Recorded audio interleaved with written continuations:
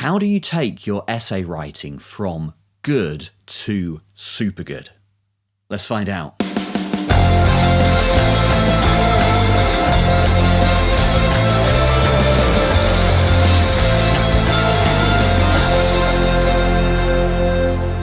Hello everyone, welcome back to The Attic. My name's Mark Jago, I'm a philosopher in the UK. We've been doing a series of videos on university level essay writing. There should be a playlist linked around here somewhere.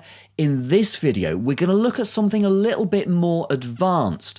How to take an essay that's already pretty good and make it really good. And this can be one of the most difficult things for students who are wanting to get those higher marks, because as you progress from lower to medium to higher marks, each kind of higher increment gets more and more difficult. So in the UK system, where a first equates to a 70, going from say a 50 to a 60, that's one thing. A 60 to a 70 is a bit more difficult, but marks above 70, they get more and more difficult. Going from 75 to 80, that's really difficult, okay? But we're going to talk about one way in which I think you can try to do that. If that sounds good to you, you can help me out. Give this video a thumbs up, leave me a comment, subscribe to the channel, and hit the bell icon to get updates. Okay, so a question I get asked quite a bit from students who've already got good marks is, okay, Mark, this essay's got a 70, a 75. I'm really happy with that, but I want to take it to the next level. I don't want to just scrape through on a first. I want to be getting really good top marks. How do I do that? And my answer is usually this. Okay, what you need in your essay is more depth. You need to go further into the issues you're discussing. So you're not just going to be saying, here's a theory, here's an objection, done. You're going to be thinking about the reply to the objection, maybe several possible replies and counter replies and so on. Okay, so you're going deeper into the issues. But then the student says to me, well, look, I've already maxed the word count. I've squeezed absolutely as much as I can into this essay. That's how I got good marks in the first place. And now you're telling me to put more into it. How on earth can I do that? Okay, so what you have to do is do more with less. You have to get the same content across in fewer words. You have to be more concise. And that allows you, it gives you space to add extra content into your essay. Okay, so what I'm suggesting you would do if you want to improve an essay you've already got, or maybe you've drafted out an essay and you think, yeah, it's pretty good, but I want this one to be super good. Take what you've already got. First of all, you're going to make it even more concise, and that allows you to put the extra content in to give you more depth. Or, you know, there's another way of thinking about this. Suppose your word count is 2,000 words. You might intentionally write a certain amount over the word limit, like 3,000 words, 50% over the limit, knowing that that's going to go way over, getting way more content in there, way more depth, way more kind of attention to detail on all the different points that you're going to be discussing. And then you're going to try and boil that down to get it just within the word limit. So what I'm going to be talking about here is how you do that process of boiling it down, of making your essay more concise. So I guess if you ask 10 different lecturers, they will give you 10 different methods for doing this. The one I'm going to talk through is something that I kind of developed on my own during my PhD, when I kind of felt like my ideas were right, but my writing, it's not quite where I want it to be. You're going to take something that you've written, print it out into some format where you can't directly edit it. Okay, so either on paper or you print it to PDF and put it on a tablet or whatever. Something that you can scribble on with red pen, but you can't directly edit the words and add more. So you're not going to do it in a word processor. You're not going to do it in Word. And then basically all we're going to do is we're going to pick a passage to focus on. We're going to read through it line by line and try to identify phrases or words that just don't need to be there, okay? So we keep the sense of the overall passage, but we just zap words out of it, okay? In order to do this effectively, we have to be pretty strict with ourselves. We're not doing a complete rewrite. We're not saying, okay, let's rewrite that paragraph completely. where we would, delete all the words and write a whole bunch of new words, that may or may not make it more concise. What we're doing is pretty much strictly crossing out words we don't need. Okay, and in doing that, maybe we make it ungrammatical, so we have to kind of add in a word or two here or there. Yes, that's fine. But the point is, we're not trying to massively rewrite things. We're pretty much trying to, 99% of the time, just cross words out, zap them, get them gone. This process where you don't have an editable version, it kind of forces your brain, or at least it does in my case, to analyze what you've written in a slightly more third-person objective way. So you're kind of reading it as if it was somebody else's and saying, well, that word doesn't need to be there. You've kind of said the same thing twice there, just say it once, so get rid of that and get rid of that, and hopefully we're just going to kind of zap all those words and end up saying the same thing, but with fewer words in there.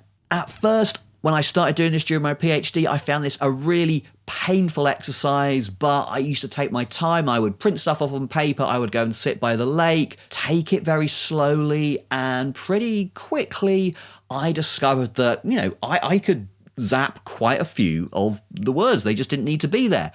And then it became a kind of a challenge, like how many words could I get rid of? I would actually do this in several stages. I would do it once and then I would take it back to the office and I would retype up that paragraph and then I would print it and then I would do it again and maybe I would do it 3 times and try and zap out like a quarter each time. And by the end of that process, I was getting down to maybe somewhere between a half and 2/3 of the words that I started with, but maintaining the sense of the paragraph. I mean, if you could do that, if you could zap somewhere between a quarter and a half of what you'd written, you could get loads more content, loads more depth in your essay.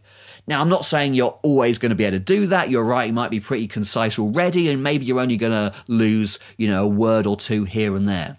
But if you do that right throughout your essay, you're going to at least be able to squeeze a few more paragraphs of content in. Okay, let's look at an example. Okay, so I need to pick on a piece of writing to do this, to criticize it, and I guess the only person it's fair to pick on is me. Anyway, what I could find is an old paper that I wrote towards the end of my PhD, so sometime in 2005, 2006. It's a technical paper about the logic of information and other very exciting things like that. I'm going to pick on this paragraph here because it's basically just a paragraph describing something. So there's no philosophical argument in there. It's kind of standalone, so you can just read through this and kind of hopefully see what I was trying to get across without knowing anything about what I was trying to argue in the paper or anything like that. Okay, so in this paragraph, I'm basically describing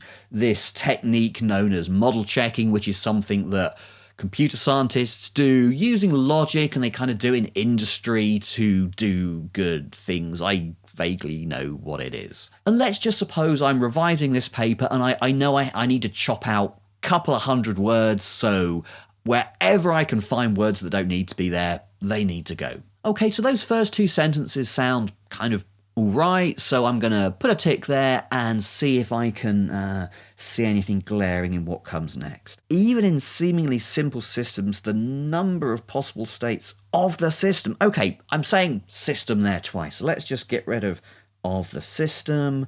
Could be enormous, which is why a formal tool for checking through all such states is required. Well, I'm kind of saying states there again, so we could just say a formal tool for checking is required. It has often been the case that model checking has shown up. Oh, Mark, come on. It has often been the case. Let's just get rid of all of that. We could just say model checking has often shown up unexpected flaws in the design, which then has to be rethought. Well, yeah, that's true, but it's kind of obvious that if there's a flaw in the design, you've got to rethink it, haven't you? So let's get rid of which then has to be rethought, because we try not to state the bleeding obvious. Okay, so in those middle sentences there, we've chopped out quite a bit. That's kind of what we're aiming for. If we could chop out that much all the way through, we would be laughing. Okay, let's take a look at this sentence here. Suppose we have a design that we wish to test and a formal model has been built. Okay, so what is that sentence doing? It's kind of saying, well, we have this design and we would like to test it. But I think that's kind of implicit in this paragraph that, we've got a design and we want to test it. So I don't actually think we need to say any of that. So rather than trying to zap some words out of this sentence, why don't we just get rid of it, full stop, and then just see how it reads without it? We might think that our system can never enter a state at which property phi holds. No idea what this property phi is, so maybe we want to insert a word there, at which some. Okay, so this sentence here, we might think that our system can never. Okay, it's implicit in that sentence that we are interested in this system. We want to check it. We want to see if it does something or other. Because of that, I don't think we need the preceding sentence, the one I highlighted in yellow. Okay, so we zapped that, but the sentence after it, this one here, kind of does that job for us. So I think, yeah, it's okay to zap that sentence like we did beforehand. What then is the purpose of model checking whether phi is satisfied by the model? Okay, so this is a very rhetorical question. Now, some people say you should just never write using rhetorical questions. I don't really agree with that. I think they can have a certain kind of force, a certain style to them. They can do stuff for you, but I think in this case, it's just taking up space. So let's just zap it. Rather than asking what the purpose of these things is, let's just say what the purpose of these things is. Okay, so what we've got there is we might think that our system can never enter a state at which some property phi holds, but model checking verifies that either phi holds or does not. Okay, so I kind of read that with a but in there. Maybe we want that, maybe we don't, I don't know. Verifies that either phi holds or does not. Either does hold or does not. Just say whether. So model checking verifies whether phi holds. So zap, zap, zap, zap, zap. Okay, so this bit here, again, we've taken out a fair chunk there. We haven't really kind of taken out many individual words. We just zapped a whole sentence that didn't need to be there. That's pretty good going. It is therefore natural to say, oh, yeah, this was like, oh, I'm at the end of my PhD. Maybe I should sound like a philosopher. Maybe I should sound like, an authoritative voice on this issue. So I say things like, it is natural to say. Don't say that, Mark. In the previous sentence, we said, model checking verifies whether phi holds. It will output information as to whether our design is as safe or reliable as we hope it is. Okay, that's good. If there's a flaw in our design, the model checker will inform us of this. Okay, that's a nice ending. I don't think we want to kind of cramp it up too much. So yeah, in this last bit here, yeah, we've managed to take another whole sentence out again. So that's pretty good going. Okay, so we've got to the end of the paragraph. What we could do there is take it back wherever we're doing our writing, write it up, make all those corrections, and then look at it again. I'm not going to do that just now because I don't want this to go on for ages, but what I am going to do is just go back to the beginning of the paragraph, because I've noticed that while we've taken out a lot of words in the middle and the end, we didn't really do anything at the beginning. So let's revisit that and see if there's anything we can do. Formal verification via model checking. I think I could just say there, model checking. Model checking is a technique extensively used extensively in industry as a way of checking that certain properties hold of a system at the design stage. Okay, that's a bit of a clunky sentence, but look, I'm not trying to rewrite and correct everything here. I'm just trying to zap words, remember. So what can we do as a way of checking? What I could say is to check. It's a pretty small change. It means the same thing, but I get rid of two words. A formal model of the system is developed and used to check whether it's okay, so that's quite a passive sentence. I don't really like that, but again, I don't really want to be like editing too much. I just want to zap words. But what I think we could do is we could say, let's add in we check whether, and move that there. So we check whether a formal model of the system satisfies a certain property. For example, blah, blah, blah, blah, blah. Okay, and then we're pretty much back to where we started zapping sentences out. So I think that's probably as much as I want to do in that paragraph. So I think I've zapped about 70-ish words there. We've added 2 or 3. The paragraph probably had about 200 words in it in the first place, so that's getting on for a third of that paragraph zapped, and I reckon it reads probably better and conveys exactly the same as what it did in the first place. So imagine if you could do that with every paragraph of your essay, taking between a third and a quarter of the words out, and then using that extra word count, that extra space, to basically include more content, to go deeper into your arguments or into your explanations. That's how you get your essay to go from good to super good. Okay, so there we have it. I hope you have found that helpful as a technique for making your writing more concise. If you have found this useful, please give the video a thumbs up. That really helps me out.